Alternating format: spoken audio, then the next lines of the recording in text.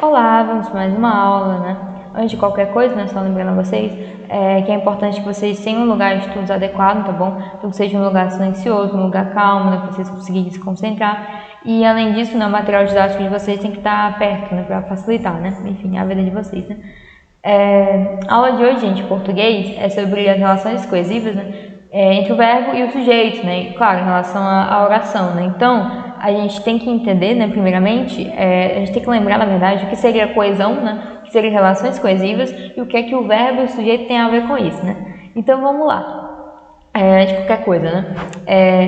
De maneira geral, gente, só lembrando o que é coesão. Coesão, recursos coesivos, na verdade, são mecanismos que nós vamos utilizar, né, para que o nosso texto, de maneira geral, né, para que tudo que foi escrito se torne coeso. O que seria se tornar coeso, né? Se tornar coesa é quando uma coisa ela vai ser unida em relação à outra, tá bom? Então eu vou pegar as coisas aqui e vou unir, né, na verdade, né? Então o que é que diferencia o seu texto, por exemplo, de um amontoado de palavras? Eu posso pegar um papel, colocar várias palavras aleatórias e dar na sua mão. Aí eu pergunto, será que isso é um texto? O que faz um texto ser um texto? Para ser um texto eu preciso passar uma mensagem, né? Eu preciso ter um significado maior em tudo aquilo. Ou seja, para eu transformar isso em um texto, eu tenho que ter uma certa estrutura, né? Eu tenho que ter uma sequência lógica, né? Um sequenciamento lógico entre as palavras, né? Para elas poderem formar frases e essas frases poderem formar parágrafos, e assim vai, né? E aí os parágrafos formarão o meu texto, enfim. Isso aí eu espero que, né? Até o momento eu espero que vocês já saibam isso.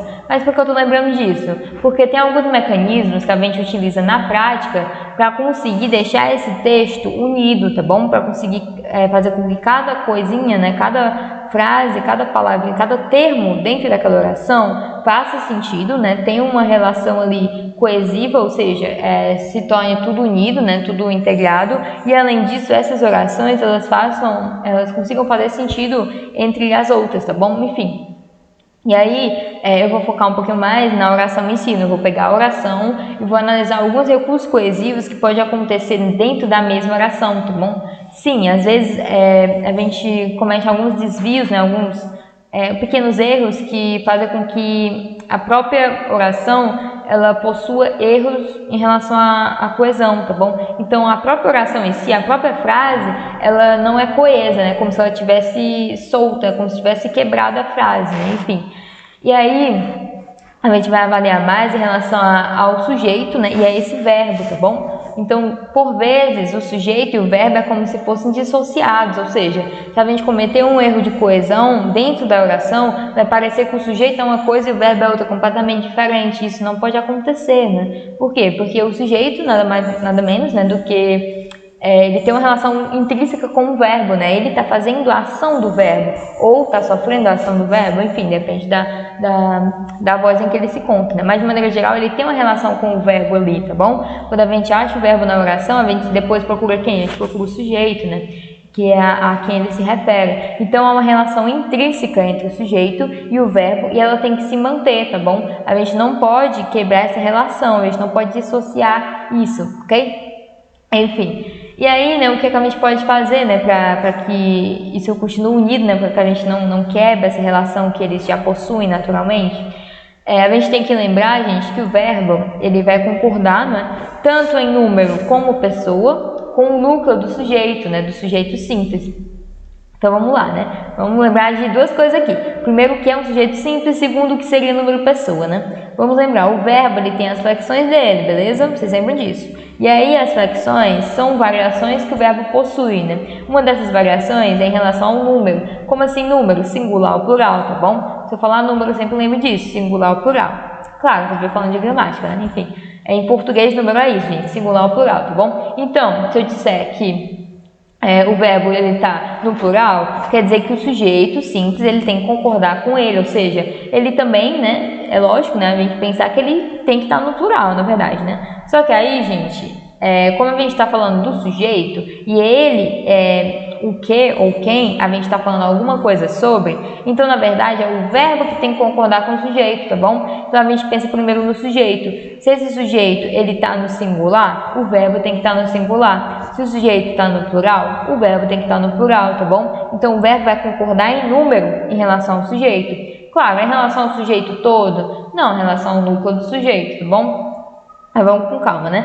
Em relação à pessoa, como assim pessoa? O verbo, ele também tem a flexão de pessoas, né? Vocês lembram das pessoas do discurso, né? São 3 pessoas. A primeira pessoa, né, que é eu, né? A segunda, tu. Terceira, ele ou ela, né? Enfim, primeira pessoa, quem tá falando, né? A segunda pessoa é para quem eu estou falando, terceira pessoa é de quem eu estou falando, seria o assunto, né, da conversa. E aí, isso aqui que eu falei, né, foi um exemplo de pessoas no singular, tá bom? Então, percebam que o número e a pessoa, geralmente, eles vão estar bem ligados, né, quando a gente fala de verbo. A gente considera uma coisa só, uma relação só, tá bom? Então, se eu falar, o verbo, ele está na primeira pessoa do plural, por exemplo, primeira pessoa do plural, primeira pessoa, nós, segunda pessoa, vós. Terceira pessoa, eles ou elas, tá bom? Então, primeira pessoa do singular, eu. Segunda pessoa do singular, tu. Terceira pessoa do singular, ele ou ela. Primeira pessoa do plural, nós. Segunda pessoa do plural, vós. E terceira pessoa do plural, eles ou elas, tá bom? Enfim, isso tem que estar muito fácil na cabeça de vocês, tá bom? É isso, só vocês relacionarem a pessoa e o número ao mesmo tempo em relação aos verbos.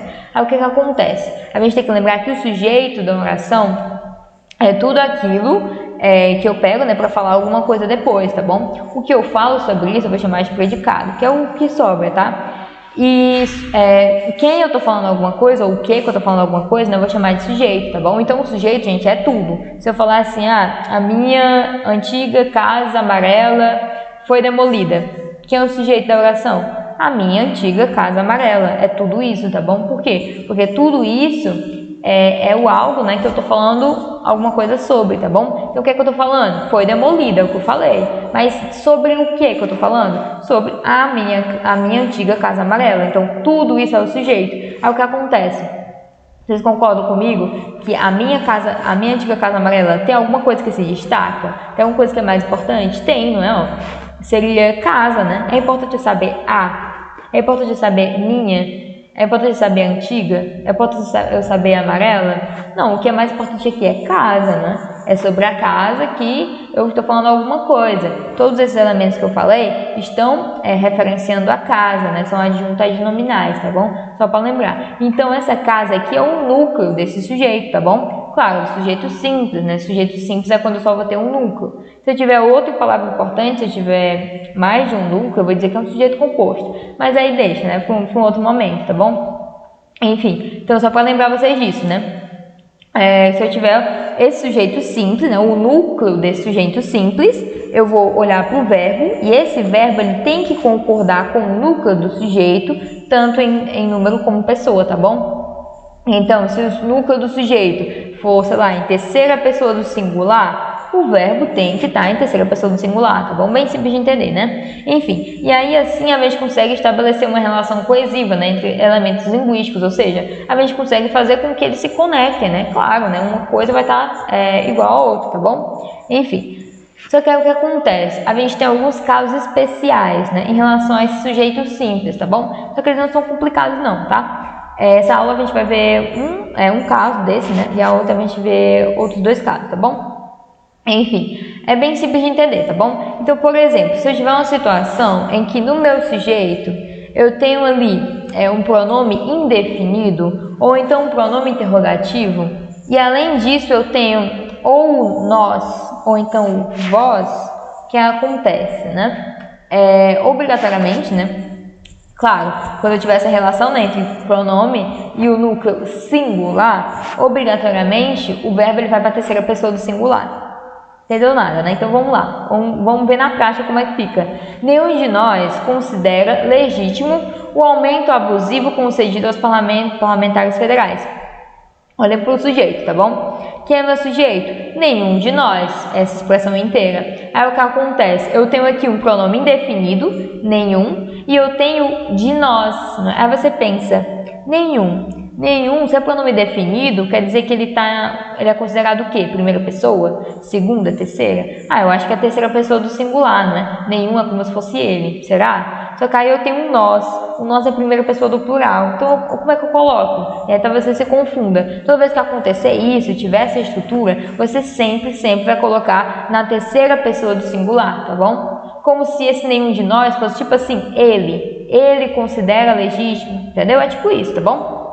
E aí, do mesmo jeito, quando eu tiver um pronome interrogativo, que é um pronome interrogativo, olha aqui, ó, qual de nós, tá bom? Qual de nós concordará? Enfim, ele continua. Então, o sujeito, qual de nós?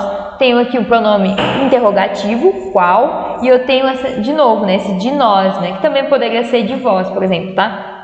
Enfim, sempre que você reconhecer essa estrutura, não precisa ter dúvida, é só você colocar na terceira pessoa do singular, tá bom? Que aí vai estar certinho, tá?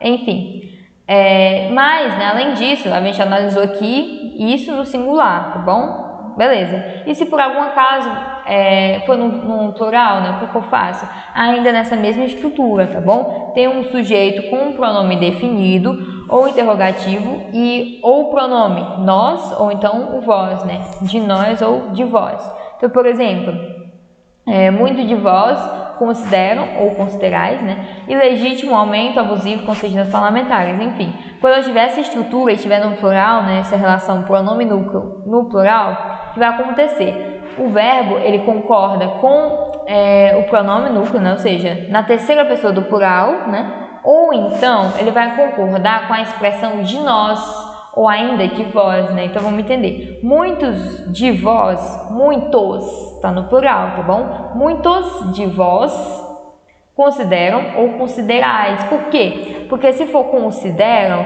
ele pode, né? Ele tá concordando com esse muitos, tá bom? Que é a terceira pessoa do plural. Só que ainda ele pode concordar com vós, tá? E esse vós, qual seria a concordância dele? Considerais. Então, o verbo aqui, ele pode concordar com os dois, tá? Então, ou você coloca na terceira pessoa do plural, consideram, ou você coloca na segunda pessoa do plural, porque esse vós permite isso, ok?